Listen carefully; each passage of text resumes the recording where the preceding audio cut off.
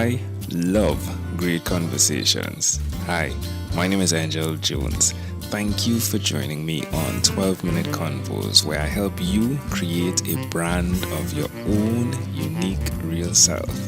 Listen in as I have conversations with amazing people from all over the world.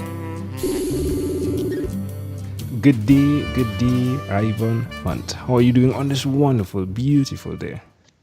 Very well. Can't complain. My life is Yeah, to complain is to remain, right? good. Right. Uh, what part of the world are you in right now?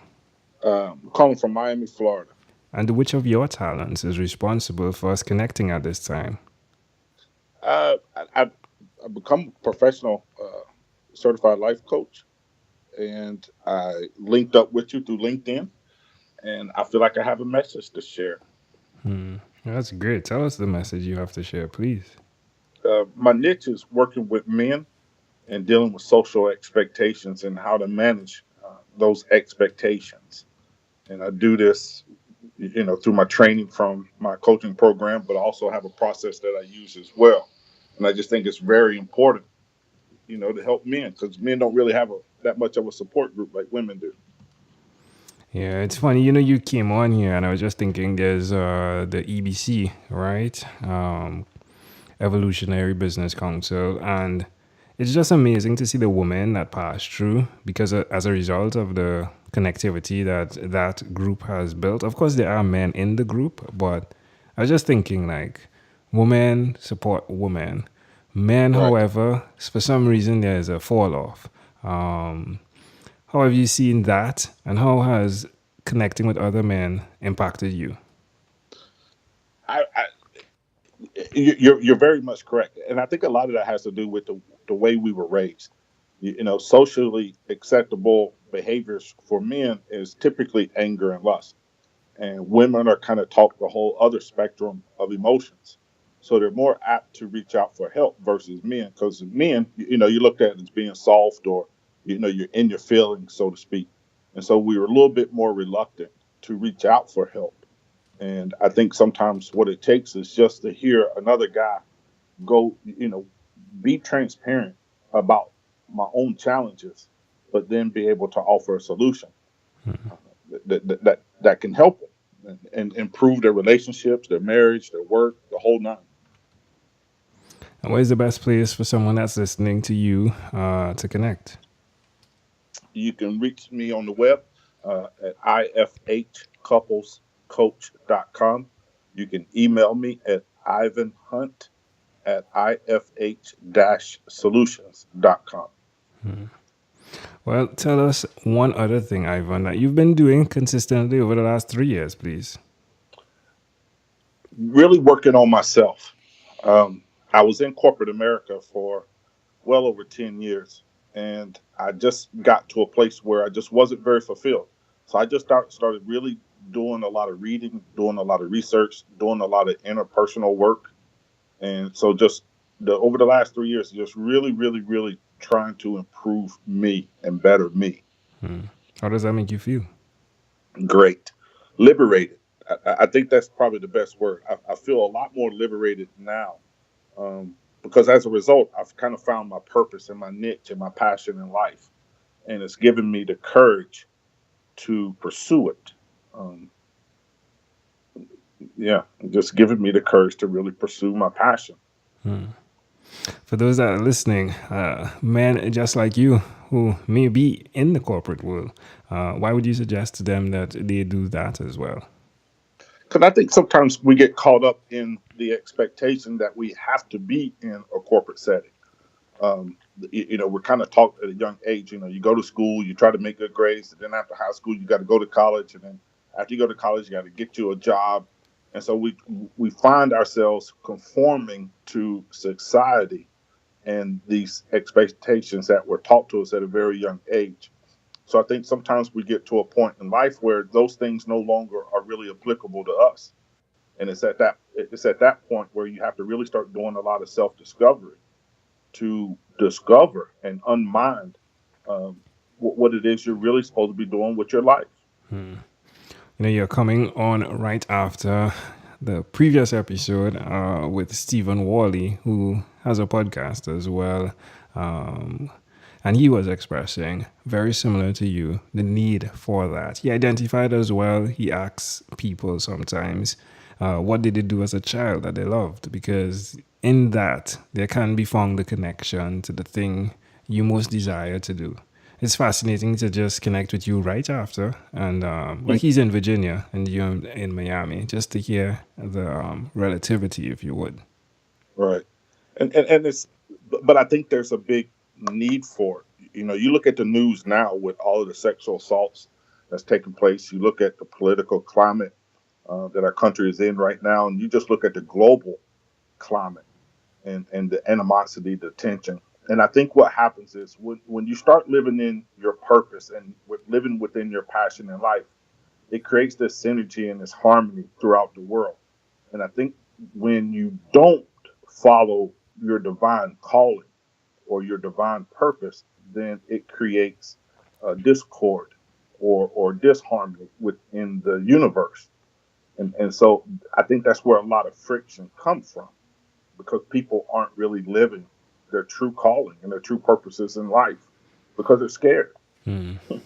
Amazing audience, you're hearing it live here from Ivan Hunt. Again, you can connect with him via ifhcouplescoach.com. Ivan, let's switch gears for a moment now and let me invite you into my time machine that is surrounded with beautiful, warm, blue Caribbean water. I'm Ivan, jealous. what is your earliest childhood memory? uh, I think playing football with this guy in our local town who was just a superstar at that time. He went on to play college and he had played a little bit of professional ball. So to me, that was it was on my birthday. It was a birthday gift from my dad, and it was just something very exciting because I love sports. So that's probably one of the earliest ones. All right, all right. So how do you see that memory connecting to who you are today? The guy didn't have to take the time to come by and play with this little kid that he didn't even know, but yet still he did, and he was someone in our community that everybody looked up to. Everybody knew he was going to become successful in sports, but yet still he took the time to give his time to somebody like me who was just this little kid. And so I think it just I love sports, so incorporating sports and then seeing how somebody was willing to give them themselves and make an impact on somebody's life that he probably doesn't even realize he made that big of an impact on. So I think sports and just giving myself to others and be of service to others. That's amazing. Can I offer an interpretation to the thought picture you created in my mind? Sure, go ahead. I spoke with one guy earlier on today, and on that podcast, his name is Jeremy Adams, and he was expressing that when a mentor is squared off with a mentee, that he needed to be reminded by his mentor, hey, you bring value. Yes. As much as you are the mentor and I'm the mentee, well, switch around, you bring value. And it's fascinating to me in that picture that you painted there, just to reframe the memory, if you would, that as much as he would spend the time with this little boy, I think the value exists there as well, where this little boy would spend the time with him. Yeah, and it probably that's a good spin on it. I hadn't really looked at it from that perspective, but I could see where it probably had an impact on him as well. It probably Exactly. gave him feel good, also to give back to the community, so to speak. Yeah, And here we go. Now you're doing it. Now correct. you're bringing value. And you obviously see the value when you give unto others from them the thing that you're learning as well, right? Right. And look at yourself. By doing these podcasts, you're giving of your time and your exposure to help further other people's cause. Yeah. And so the adage, the iron sharpens iron. So Yeah. each one teach one. So I commend you for what you do, and I commend you for let me beat down your door to let me in. I appreciate it. Yeah, and I appreciate you because you know what, even what you're saying too, from man to man, it's definitely different, right? Hearing, yeah, Ivan, you're doing well, iron sharpening iron, and you saying, Angel, yeah, you're doing well with what you're doing. There's such a value there that's immeasurable. Correct. And within the male population, it's kind of shunned. To really go out and tell another guy, say, look, man, I'm proud of the things that you're doing. You're an excellent example, or you've been an inspiration to me, versus looking at you as a competitor and realizing that, what is innately or intrinsically yours is yours, and what's mine is mine, so to speak. So there really is no competition. And that competition, again, is rooted when we're not living in harmony with our divine calling and our divine purpose. Love it. Ivan, if we fast forward to when you were 12, what was your favorite song? I grew up on hip hop, so my favorite song at that time was probably Eric B. and Rakim. I ain't no joke. Love that. Well, it definitely connects right here, folks. Ivan ain't no joke. Love it. Well, Ivan, my friend, we've arrived at our destination. But before we get off of this time machine, there is a small declaration form. So it's yes or no, possibly a bit more. We're going to move pretty quickly here. Are you ready, Ivan? Yes, sir. Ivan, have you chosen someone to pass on your skills to? The world. Are you married? Yes. Do you have children? Yes. Do you believe in God? Yes. Do you have an inner circle of friends? Yes. Do you watch TV for more than 3 hours a day? No. Not during basketball season. All right. All right. What about screen time, the phone and the computer? Is it more than 8 or less than 8 hours a day? Probably a little bit more, considering that this is my profession now. Okay. If you, Ivan, had to share with us your own unique real statement, a statement that represents Ivan Hunt, what would you say that is?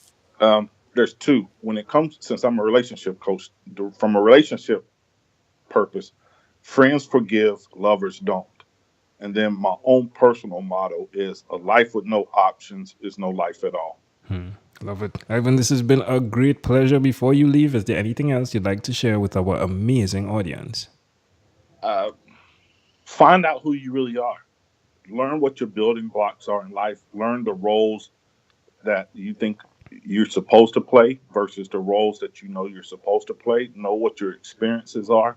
How does those experiences align with your building blocks? And then, kinetic energy. Start taking action to break free from these expectations. And because expectations is a means of controlling. So once you learn how to set your own expectations upon yourself, then you learn how to take control of your life. Love it. Ivan Hunt, again, a great pleasure. Thank you, my friend, for being on what is inspired by 12-Minute Convos with Angel Jones. Outstanding. Thank you for having me. You're welcome. Thank you for being on 12-Minute Convos with Angel Jones. Stay tuned for more from our advertisers. Diabetes is a mountain pandemic.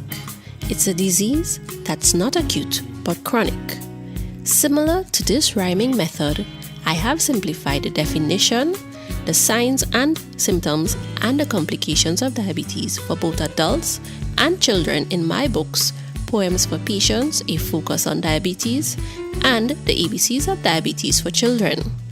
These books are available on Amazon.com, and for more information, you can visit my website, poemsbyaj.com.